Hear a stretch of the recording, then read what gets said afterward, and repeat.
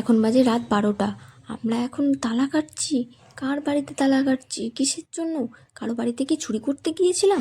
তো চলুন আপনাদের এই ভিডিওটাতে সব কিছু বলছি, দেখতে থাকুন পুরো ভিডিওটা, সব কিছু বলবো আস্তে আস্তে। তো এই যে এখন তালাটা কাটা হচ্ছিল আর কি, তো বলছি সব। হ্যালো এভরিওয়ান, কেমন আছেন সবাই? আমি কেয়া চলে এসেছি নতুন একটা ভিডিও নিয়ে। আমার নতুন ভিডিওতে সবাইকে স্বাগতম। তো দেখুন আমরা এখন বেরিয়ে পড়েছিলাম, এই যে একটুখানি ঘুরতে যাচ্ছিলাম। তো এই যে গাড়ি করে, এই যে এটা হচ্ছে দাদা, তো এই বেরিয়ে পড়েছি। এই যে এটা হচ্ছে চাকদা রাস্তা দিয়ে যাচ্ছিলাম। তো এই যে আমরা এখন যাচ্ছি।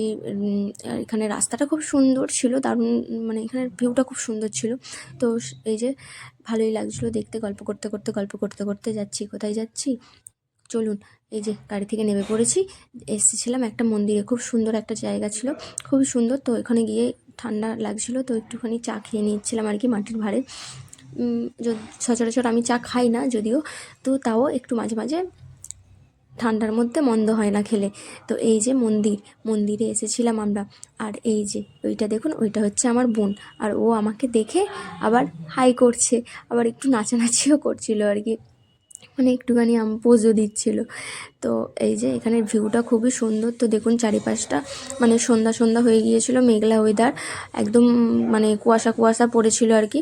তারপরে এই পাশেই একজন ঝটপট বিক্রি করছিল, তো আমরা একটু ঝটপটও নিয়ে নিচ্ছিলাম। এটা খেতে বেশ ভালোই লাগে, মানে সব কিছু দিয়ে খেতে খুব মানে টেস্টি লাগে। তো এটা একটু আমরা মাখিয়ে নিয়ে নিচ্ছিলাম। আমরা খেতে খেতে মরশুম দেখবো। তারপর এই দেখুন, এই লোকনাথ বাবার মন্দিরটাতে ধুনো দিয়ে দরজা বন্ধ করে চলে গেছে। আর দেখুন কত ধোঁয়া, যেন মনে হচ্ছে যে স্বর্গে যেমন ভগবান থাকে তেমন রয়েছে।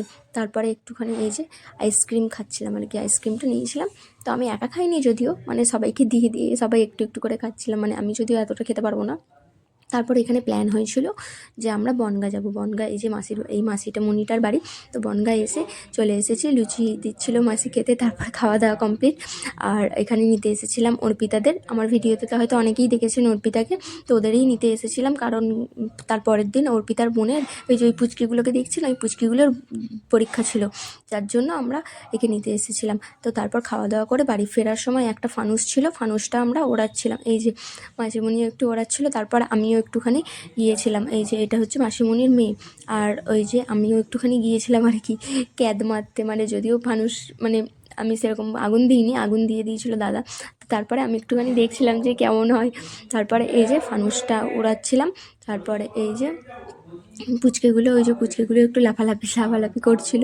তো এই যে দিয়ে তারপরে আমি বাড়ি চলে যাবো। এই যে ফানুসটা উড়িয়ে নিচ্ছিলাম।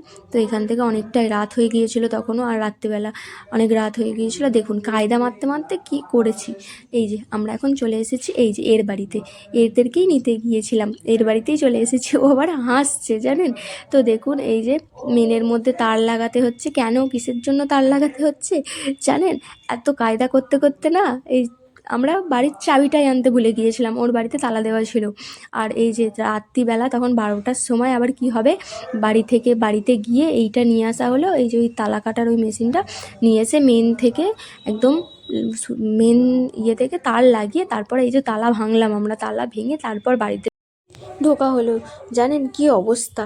আজকে ভিডিওটা এই অবধি। ভালো লাগলে একটা লাইক করে দেবেন। ধন্যবাদ।